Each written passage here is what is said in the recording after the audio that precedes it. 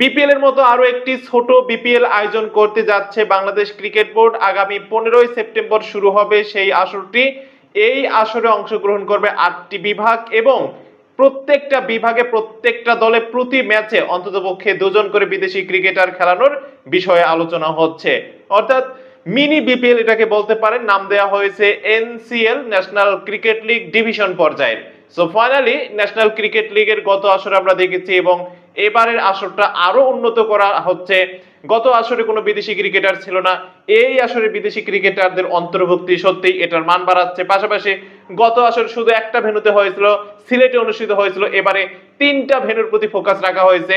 আর নান্নু সাহেব তিনি জানিয়ে দিয়েছেন যে 3টা ভেন্যু প্রায় কনফার্ম, 3টা ভেন্যুতে এবারের এনসিএল আয়োজন করা হবে ক্রিকেটের মান বাড়াতে, ক্রিকেটারদের সামর্থ্য বাড়াতে এবং এটাকে আরো প্রতিদ্বন্দ্বিতাপূর্ণ করতে, জনপ্রিয়তা বাড়ানো যায় কিভাবে সেদিকে ফোকাস রেখে কিন্তু এনসিএল এর এই বিষয়গুলোতে ফোকাস রাখা হচ্ছে। বিপিএল হচ্ছে বাংলাদেশের অন্যতম সেরা ঘরোয়া টুর্নামেন্ট এন্ড ফাইনালি এনসিএল এটা অবশ্যই ফার্স্ট ক্লাস বা প্রথম শ্রেণীর ক্রিকেট হলেও বিপিএল এর পরের মর্যাদা এটাকে দেয়া হচ্ছে।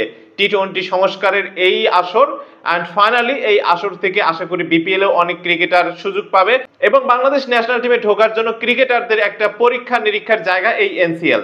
এনসিএল এর পরে বিপিএল এবং এনসিএল এর মধ্যে যারা সবথেকে ভালো পারফরম্যান্স করতে পারবে এদের কিন্তু একটা চান্স থাকবে বাংলাদেশ ন্যাশনাল টিমে খেলার। সো এই বিষয়টা বাংলাদেশ ক্রিকেটারদের জন্য যেমন একটা সুযোগ করে দিচ্ছে, পাশাপাশি ক্রিকেটের মান, বাংলাদেশ ক্রিকেটারদের যে একটা বড় সমস্যা থাকে যে আমরা ঘরোয়া টুর্নামেন্ট বেশি খেলার সুযোগ পাই না, সেই সুযোগটা তৈরি হচ্ছে।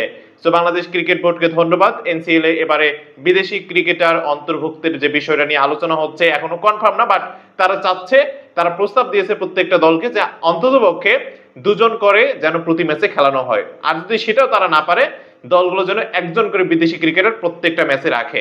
সো দেখা যাক কি সিদ্ধান্ত আসে শেষ পর্যন্ত। ভিডিওটি এখানে শেষ করতেছি। নতুন বন্ধু হলে অবশ্যই চ্যানেলটি সাবস্ক্রাইব করে রাখবেন, খেলাধুলার আপডেট মিস করতে না চাইলে এবং match review, post match report miss করতে না চাইলে অবশ্যই চ্যানেলটি সাবস্ক্রাইব করার পাশাপাশি ভিডিওতে একটি লাইক দিতে ভুলবেন না। Thank you.